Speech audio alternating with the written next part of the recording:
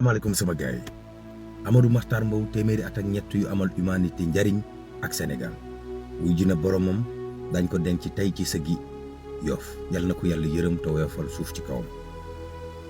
Ousmane Sonko nee na suba dina jàkkaarloog taskatu xibaar yi ci alxames yi ngir wax leen tolluwaayu réew mi ñu luubal ak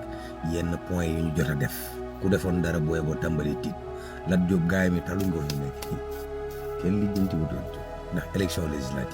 élection législative yow Amadou Ba mu ngi ronkot ci waa APR leader yaa ngi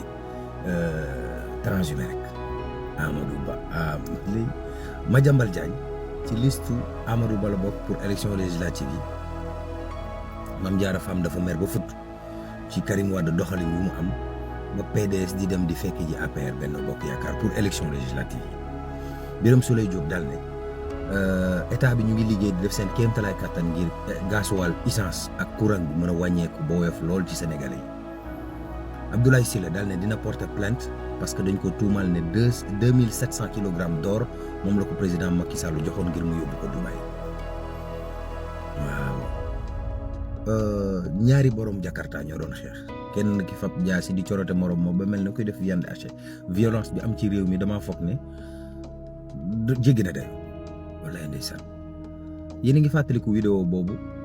ay borom moto doon chiffre alal yi ku génne woon ca banque ba xaalis bi war taximaan ba for ko ñee defoon loolu yëpp gang ba jàpp nañ leen bi ñoo na ñu ci bari ñu ngi ko lale woon Grand Yoff defee agression ba HLM ndakate ku nekkoon ca biir banque ba moo leen joxoon xibaar bi ne leen nit kaa nga génn ñëpp teg nañ leen loxo wallaay ndeysaan réew mi booy defal rek waaye bul xam enquête kat yi dañoo xarañ de waaw yal na yàlla may kendal ak jàmm